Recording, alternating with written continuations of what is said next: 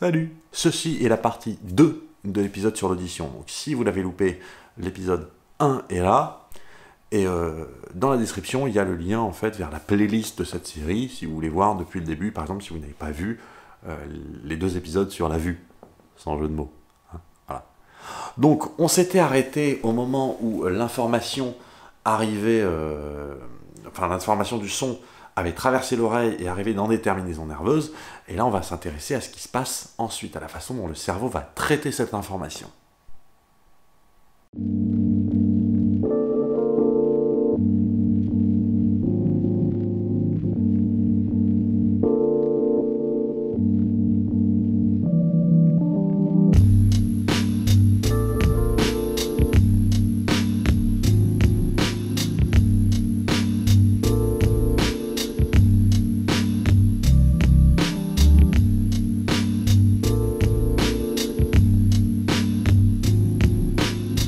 On a donc les cellules ciliées externes et internes qui, lorsqu'elles vibrent, envoient des informations via leur terminaison nerveuse. Alors comment ça se passe? Bon, pour les cellules externes, ça on l'a dit, en fait elles envoient simplement une information qui va ensuite, par retour d'information, leur dire si elles doivent vibrer plus pour amplifier le son, auquel cas ça va activer les cellules internes, et les cellules internes, elles, ce qu'elles font, c'est qu'elles transmettent leur information via leur terminaison nerveuse, tout d'abord à un premier relais qui sont les noyaux cochléaires.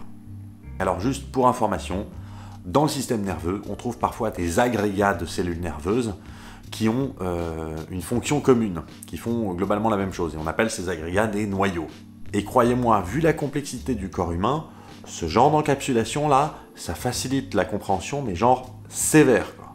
Les fibres des nerfs à l'entrée des noyaux cochléaires sont un peu organisées comme l'était la membrane basilaire, mais à l'inverse, vous allez voir. C'est-à-dire qu'en fait, les sons de basse fréquence sont redirigés vers la surface des noyaux cochléaires, et en gros, plus on va monter dans les fréquences, plus on va aller en profondeur dans les noyaux cochléaires. Du coup, chaque plage de fréquence active des neurones placés dans une bande sensible à cette fréquence, et qu'on appelle plan d'isofréquence. Iso, ça veut dire la même fréquence, voilà. On parle de disposition tonotopique, c'est-à-dire de disposition qui est liée au ton, à la fréquence. Les neurones des noyaux cochléaires permettent d'analyser l'intensité du stimulus ainsi que sa durée, étant entendu qu'ils le font à chaque fois pour une plage de fréquence donnée. C'est d'ailleurs à ce stade que le réflexe stapédien s'active. Alors le réflexe stapédien, je ne l'avais pas appelé comme ça, mais j'en ai déjà parlé dans l'épisode précédent, c'est le réflexe qui fait que les muscles des osselets vont déformer les tympans pour protéger les tympans et atténuer le son, quand il y a un son trop fort. À ce stade, on est capable d'acter la présence du son, c'est-à-dire qu'on connaît son intensité, sa durée, ses fréquences, mais d'une, on n'est pas capable de l'identifier, on ne sait pas ce que c'est, et de deux, on n'est pas capable de placer spatialement sa provenance. Et c'est à ce stade que les informations sont envoyées au noyau olivaire. Le noyau olivaire, qui est plus généralement appelé complexe olivaire supérieur, il a une structure complexe. Et non seulement ça, mais on peut aussi en dire qu'il a plusieurs fonctions. Sa première fonction, ça va être de déterminer si oui ou non, il faut que les cellules ciliées externes vibrent plus fort. C'est là que ça se passe. Donc en ce sens, il fait office d'amplificateur, certes, mais aussi de filtre, parce que quand il ne s'active pas, c'est-à-dire quand il, entre guillemets, quand il ne dit pas aux cellules externes de vibrer plus fort, ça veut dire qu'il dit « ce son-là, ça ne m'intéresse pas, j'ai pas besoin de le traiter ». Mais pour l'information qui provient via les noyaux cochléaires des cellules ciliées internes, c'est la première fois qu'on va pouvoir distinguer le son capté à droite du son capté à gauche, ainsi que les variations du son. Variation d'intensité, variation de fréquence et variation de localisation dans l'espace de la provenance du son. Et ça, c'est important parce que le son est une propagation qui n'existe que dans la durée, donc dans la variation. Notez toutefois que dans le complexe olivaire supérieur, on conserve une disposition tonotopique du son. Et de là, l'information va poursuivre son chemin en partie vers le noyau lemnisque latéral. Et je dis en partie parce que ce n'est pas le cas de toutes les fibres.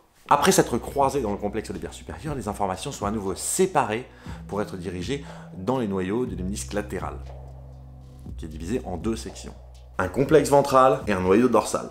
Le complexe ventral comprend les neurones mono-oraux provenant du même côté, donc à droite pour l'oreille droite et à gauche pour l'oreille gauche, donc c'est ipsilatéral, mais en revanche perd totalement la notion de disposition tonotopique du son.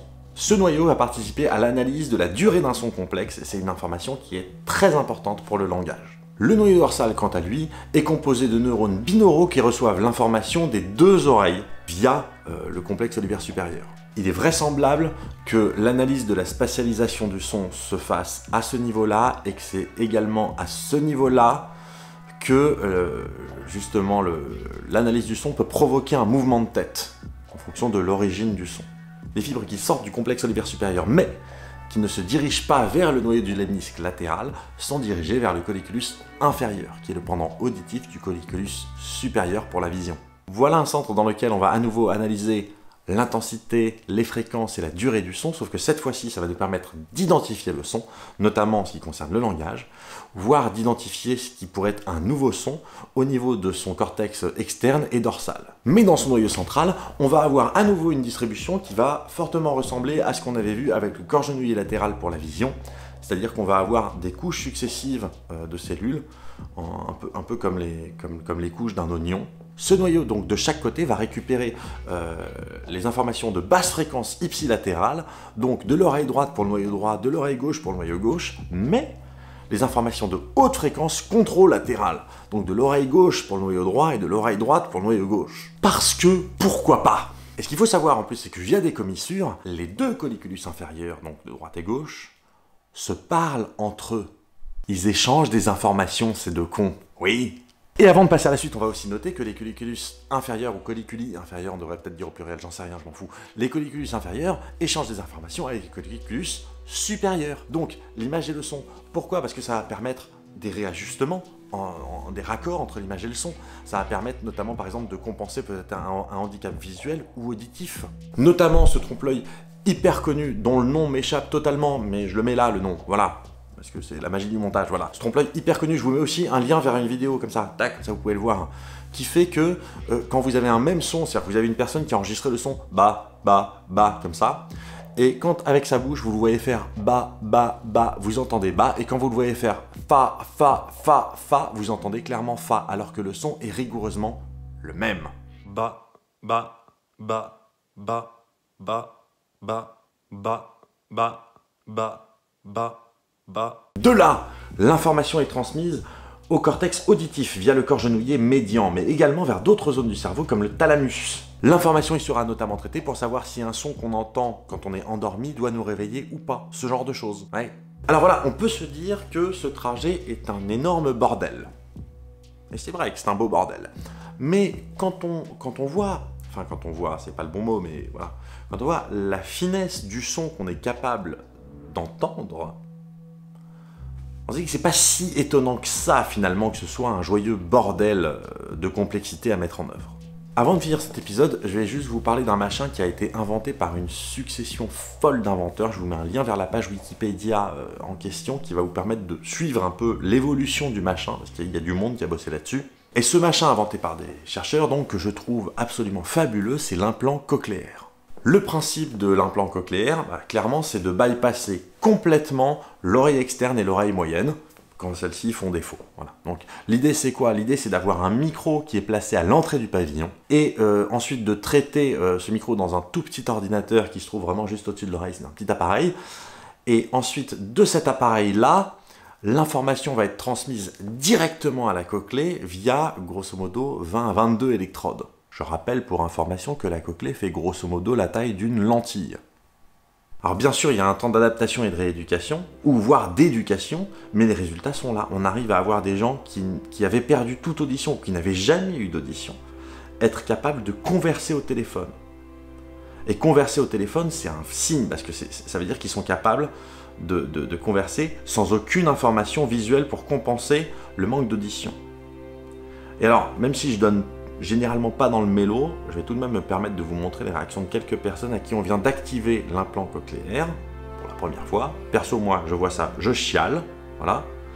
D'ici là, je vous dis quand même merci à toutes et à tous d'être de plus en plus nombreux à vouloir y penser. Si vous avez aimé cet épisode, surtout pensez bien à lâcher un pouce en l'air, y compris pour les épisodes précédents, hein, bien sûr, voilà. C'est important, lâchez des commentaires, abonnez-vous, typez si le cœur vous en dit, voilà, partagez, et surtout, restez curieux. Prenez le temps d'y penser et essayez de pas trop pleurer pendant les prochaines secondes.